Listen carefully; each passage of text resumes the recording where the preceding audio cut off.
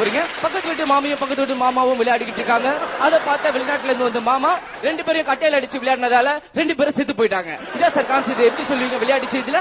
Okay, இது என்ன எனக்கு சாதாரணம். இப்ப பாரு எப்படி சொல்றேன்னு பாரு. பக்கத்து வீட்டு மாமியும் பக்கத்து வீட்டு மாமாவும் இந்த பால ஒழுங்கா போடு. பக்கத்து வீட்டு மாமியும் பக்கத்து வீட்டு மாமாவும் விளையாடிட்டு இருக்கும் போது எங்க நீ நிக்கிற ஃபீல்டிங் ஒழுங்கா பண்ணு.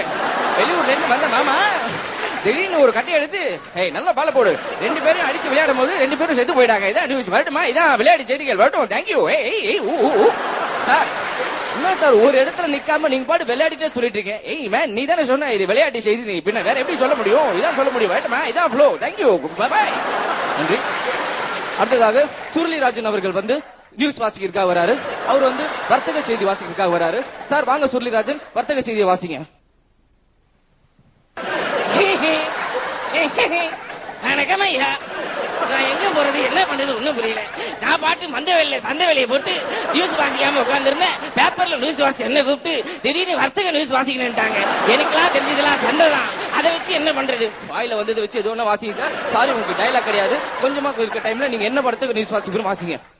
எனக்கு தெரிஞ்சதெல்லாம் கோயம்பேடு மார்க்கெட்டு தான். பரவாயில்ல சார், அதை வச்சு வாசிங்க. இன்னைக்கு இருக்கிற நிலவரம் நல்லா கேட்டுக்கங்க. வர்த்தகத்தோட நிலவரம் தக்காளி பப்பாளி 2 புள்ளியோட விவரம் நல்லா ஏறி இருக்கிறதால மக்கள் எல்லாம் இன்வெஸ்ட்மெண்ட் அதுல பண்ணலான்னு பங்கு சந்தை நிறுவனம் மும்பாயில இருந்து அதிகாரிகள் வந்து கூடுறாங்க. அது மட்டும் இல்ல, அழுகி போன தக்காளி மேல யாருமே இன்வெஸ்ட்மெண்ட் பண்ண வேணாம்னு வெளிநாட்டு அதிகாரிகள் சொல்லியிருக்காங்க. மீறி அப்படி இன்வெஸ்ட்மெண்ட் பண்ணீங்கன்னா உங்களுக்கு கருவேப்பிலை கொத்தமல்லியே இலவசமா தராங்களா, வாங்கிட்டு போங்க. அது மட்டும் இல்ல, இன்னைக்கு இருக்க மும்பை பங்கு சந்தையோட நிலவரம் படுத்துக்கேச்சு ஓத்துக்கேச்சு வரட்டுமா. தேங்க்யூ. நன்றி நன்றி நன்றி. நல்லா பண்ணீங்க. அது ஒவ்வொரு வாரம் ஒவ்வொரு கான்செப்ட் எடுத்து பண்றதுன்னு ரொம்ப கஷ்டம். அதுக்கு நிறைய ஹோம்ஒர்க் வேணும். அதுல கார்த்திக் சார் வாய்ஸ் எல்லாம் அப்படியே இருக்கும். கண்ணை போட்டு கேட்டா மௌலிதார் கார்த்திக் வாய்ஸ் அப்படியே கார்த்திகோட பழகினதுனால சொல்றேன்.